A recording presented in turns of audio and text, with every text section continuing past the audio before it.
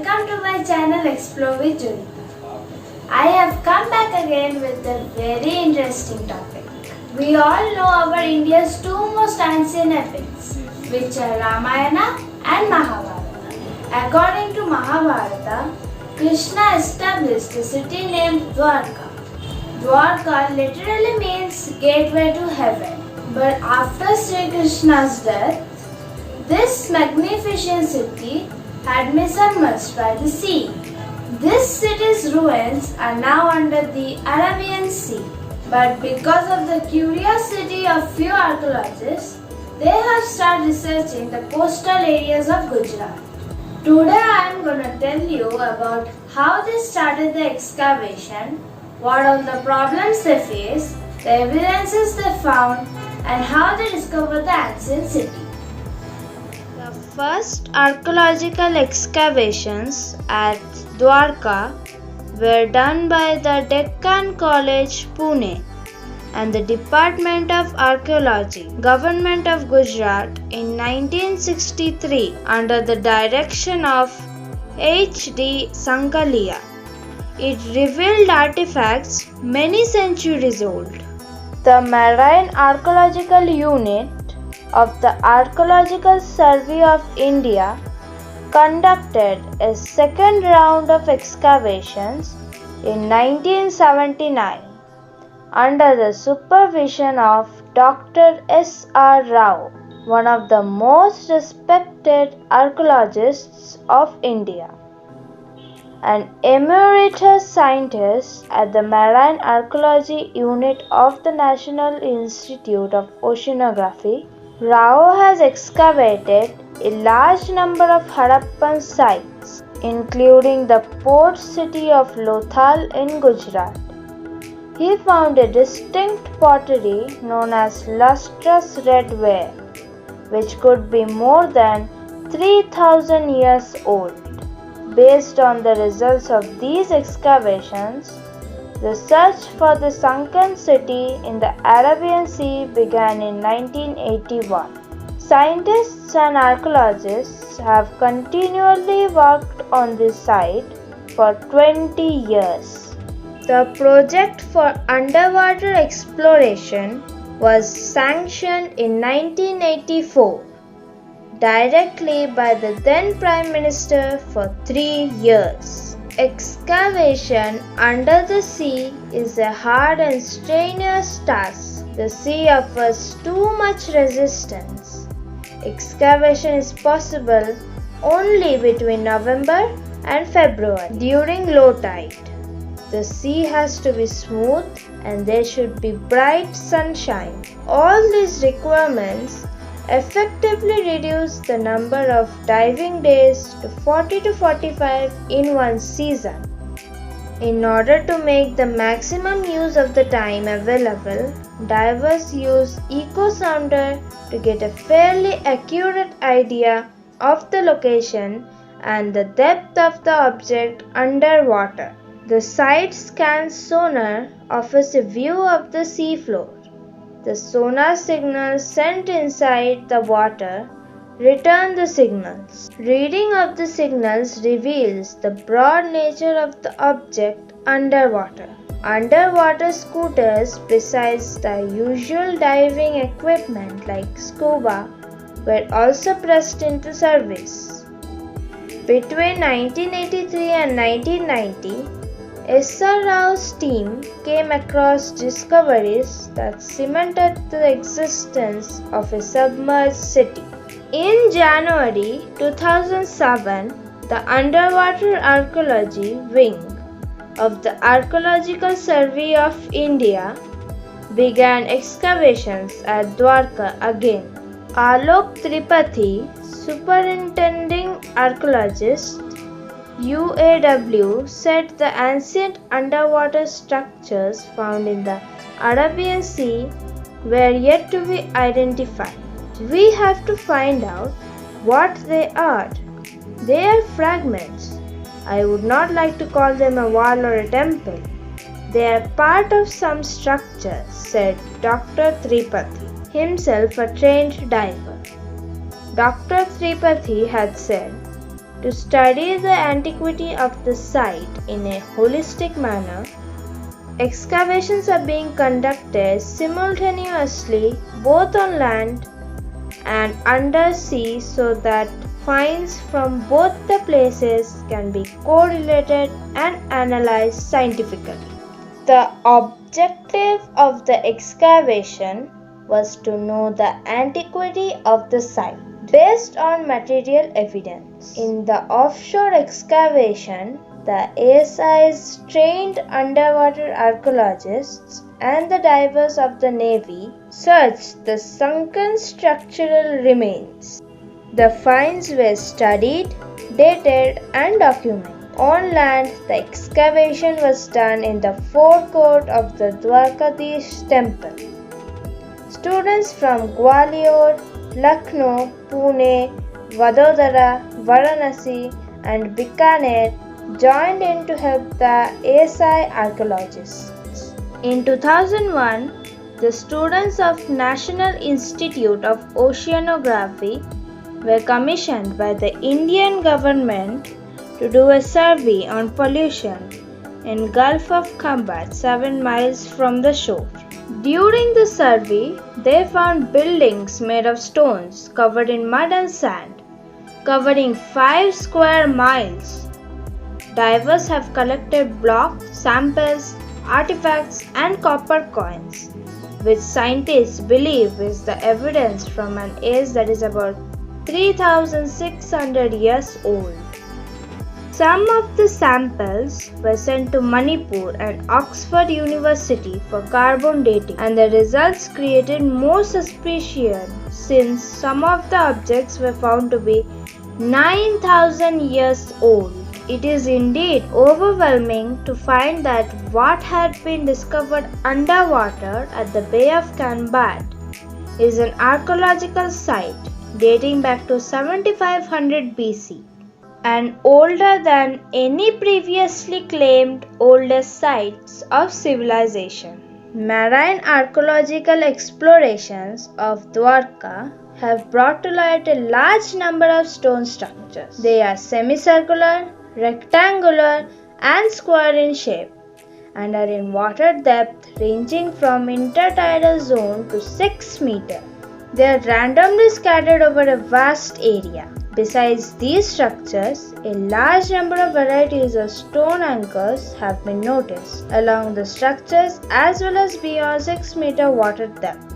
These findings suggest that Dwarka was one of the most busy port centers during the past on the west coast of India.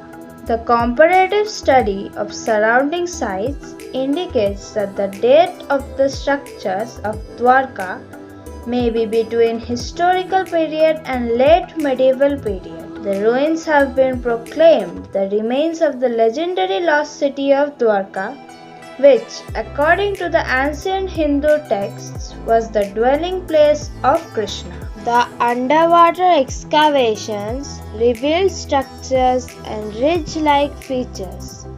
Other antiquities were also found. All the objects were photographed and documented with drawings, both underwater. While underwater cameras are used for photography, drawings are done on boards. A transparent polyester film of 75 micron fixed with a graph sheet below. The graph sheet acts as a scale. 1 or 2 divers take the dimensions and the third draws the pictures. Brushes are used to clear these sediments to expose the structures. Explorations yielded structures such as bastions, walls, pillars, and triangular and rectangular stone anchors. A semi-spherical single-hole stone which might be the base for flag post. L-shaped edges of stones for proper grip and arresting wave action on bastions. Seals, inscriptions which have been dated to 1500 BC. Potteries which have been dated to 3528 BC. Stone sculptures, terracotta beads, bronze, copper, and iron objects. Until recently, the very existence of the city of Dwarka was a matter of legends. Now that the remains have been discovered underwater, and with many clues seeming to suggest that this indeed is the legendary Dwarka, dwelling place of Lord Krishna. On the other hand, explorations conducted in the Gulf of Cambay waters revealed sandstone walls, a grid of streets, and some evidence of a seaport 70 feet underwater, and artifacts dating back to 7500 BC. Among the artifacts recovered were a piece of wood, pottery shards, weathered stones, initially described as hand tools, fossilized bones, and a tooth. Artifacts were sent to the National Geophysical Research Institute in Hyderabad, India, the Birbal Sahni Institute of Paleobotany in Lucknow, and the Physical Research Laboratory in Ahmedabad. The piece of wood was carbon dated to an age of 9,500 years old. NIOT returned for further investigation in the Gulf from October 2002 to January 2003. During these excavations, NIOT reported finding two paleo channels flanked by rectangular and square basement-like features. Artifacts were recovered by means of dredging, including pottery shards, microliths, wattle and dub remains, and earth material. These artifacts were sent for dating at the laboratories of Manipur University and Oxford University and were concluded to be 9,000 years old. Mainstream scientists maintain that ancient Indian culture or civilization goes back some 4 to 5,000 years. Yet the ruins below the Gulf of Cambay go back at least 9,000 years, proving that the ancient Indian civilization is much older than originally believed. A few years ago, when asked as to how sure he was that this was Krishna's Dwarka, Rao had replied, "Only the name board is missing."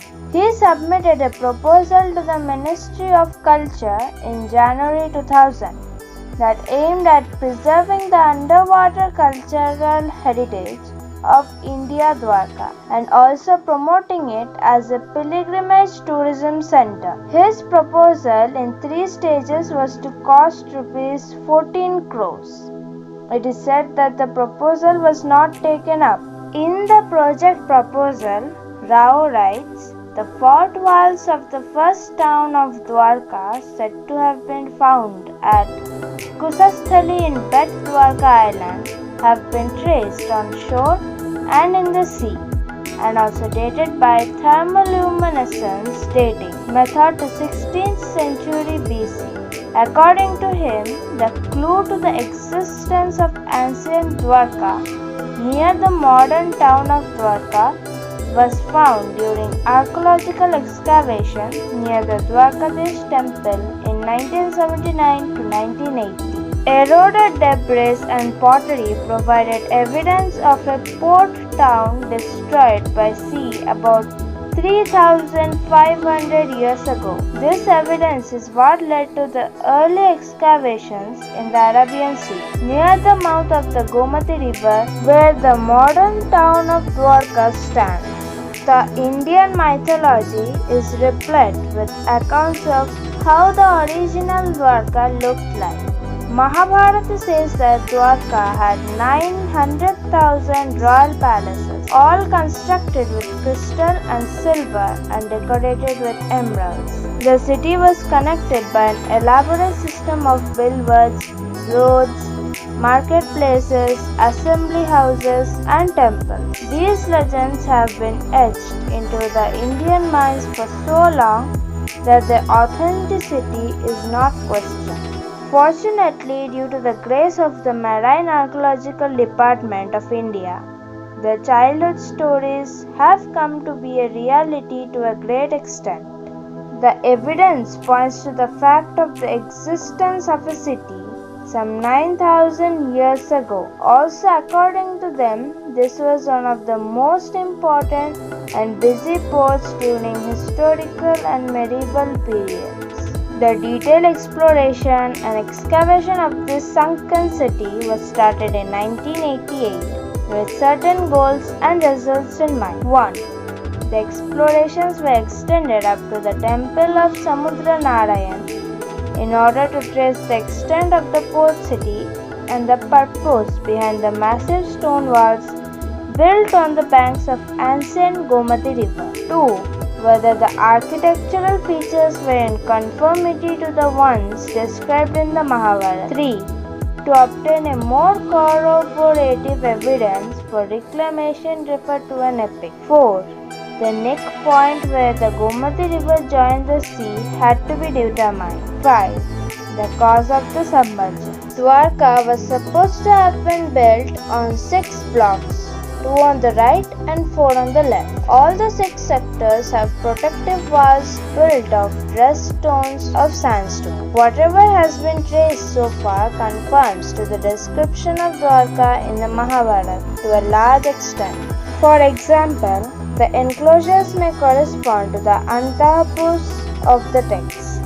Similarly, the large number of stone anchors is indicative of overseas trade. The large ships were anchored to the sea, whereas the small ones were near to the warehouses on the Gomati, part of which has been submerged. The layout of the excavated city, the spread and the location of forts and bastions match the descriptions mentioned in Harivamsha, a prologue to Mahabharata. Harivamsha described the city of Dwarka in minute details. According to it, the area of Dwarka was 12 yojana. It was connected to the mainland by a strip, which is visible even now in low tide, and the city excavated is of the same size. Harivamsha, detailing the security arrangements, said that there were seals, without which one could not enter the city. Seals of a particular description were found on the seabed. A stone image of Vishnu, shirt plates, and pottery are all parts of the recovered objects. Certain coins were found during excavations underwater, having inscriptions similar to details found in Mahabharata.